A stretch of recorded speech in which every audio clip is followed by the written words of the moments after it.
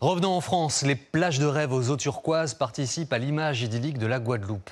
Mais depuis plusieurs années, ce décor est régulièrement gâché par une algue, la sargasse. Elle prolifère en raison du réchauffement climatique et s'échoue massivement sur les côtes. Une couche épaisse, brune, dangereuse pour la santé des riverains. Les locaux cherchent des solutions, mais rien ne semble en venir à bout. Sophie Chevalreau et Loïc Gorgibus. Une immense tache brune recouvre l'eau turquoise.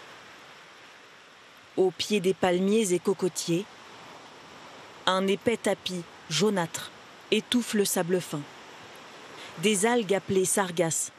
Cette petite plage au sud de la Guadeloupe en est couverte. Claude a toujours vécu ici et depuis plusieurs années, elle fait chaque matin le même constat amer. Quand je suis sortie de chez moi, pour prendre plaisir de la plage, eh bien, on ne peut pas. Je n'ai pas été élevée avec la mer comme ça. Je n'ai pas été à n'importe quel moment, on pouvait venir et se baigner. Les riverains doivent apprendre à vivre avec ces algues qui grignotent toujours plus d'espace. On essaie de faire comme on peut, de trouver un petit coin pour pouvoir profiter. Mais bon, même pour le tourisme et des autres activités, c'est plutôt gênant. Une quantité record de sargasses s'est accumulée dans la mer des Caraïbes. 38 millions de tonnes, rien que sur le mois de mai dernier. Et la pollution n'est pas que visuelle. On note une différence de couleur entre les sargasses qui viennent de s'échouer et celles qui sont là depuis déjà plusieurs jours. Lorsqu'elles se décomposent, les sargasses noircissent et c'est alors qu'elles dégagent une forte odeur nauséabonde. Elle provient du sulfure d'hydrogène, un gaz libéré par les algues, à l'origine de troubles respiratoires, nausées et maux de tête. Les monticules, ce ne sont pas des cailloux, là, ce sont vraiment des amas de sargasses. C'est une désolation, c'est catastrophique. On a un gaz qui est très toxique pour l'homme, mais aussi pour tout ce qui est électronique. Donc il y a des gens qui perdent leur réfrigérateur, leur climatiseur, etc. Le sulfure d'hydrogène attaque le cuivre contenu dans les appareils électroménagers. Il y a 8 ans que j'habite ici. Ça, c'est le sargasse. Qui fait de la rouille comme ça? Je suis sur ma 3e machine à laver, mon 2e congélateur et ça c'est mon 3e frigo. Comment expliquer la prolifération des sargasses aux Antilles? L'eau plus chaude de l'océan à cause du changement climatique est propice à leur développement. Et la modification des courants dans l'Atlantique les pousse vers les côtes. Les ramassages sont quotidiens. Pour faciliter la collecte, il y a quelques mois, un barrage d'évian a été installé sur plus de 3 km.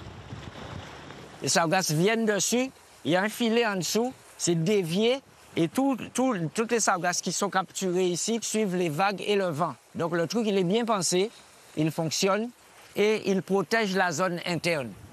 Le barrage les guide jusqu'ici, sur le rivage, pour être collectés à l'aide de ces engins. Mais par endroits, la structure s'est détachée. La nature, elle est libre. Et quand le vent et la houle passent au sud, eh bien, le barrage qui était déviant devient bloquant, peut se charger et peut céder. Un casse-tête et un coût important. L'État a déboursé 30 millions d'euros pour la gestion des sargasses en Guadeloupe entre 2018 et 2024. Les autorités cherchent encore la solution optimale à ce problème. En Guadeloupe, on a plutôt tenté les barrages d'évian. Voilà, chaque territoire teste et on échange bien évidemment très régulièrement pour savoir ce qui fonctionne et ce qui ne fonctionne pas. On est en train de réfléchir à peut-être des opérations de relargage des sargasses en mer. On les relarguerait sur les courants marins qui les éloigneraient. Dans un hangar au centre de l'île, la construction de ce mastodonte d'aluminium est sur le point de s'achever. Entre 60 et 80 tonnes par heure de ramassage. Un navire baptisé le Sargator, destiné à la collecte des sargasses en mer. Il y a une nécessité d'aller en mer, vous avez de la sargasse partout. Donc plus on va la bloquer tôt, plus on va la ramasser, moins on va polluer les sols et la plage. Une nouvelle version d'un bateau déjà utilisé au large de la Martinique. L'île voisine est tout aussi touchée par l'arrivée massive de ces algues. À la problématique du ramassage s'ajoute celle du traitement des sargasses une fois récoltées. Actuellement, elles sont simplement entreposées à l'air libre sur des terrains vagues jusqu'à leur décomposition. À cause de leur toxicité, aucune solution de valorisation n'a pour le moment été développée en France.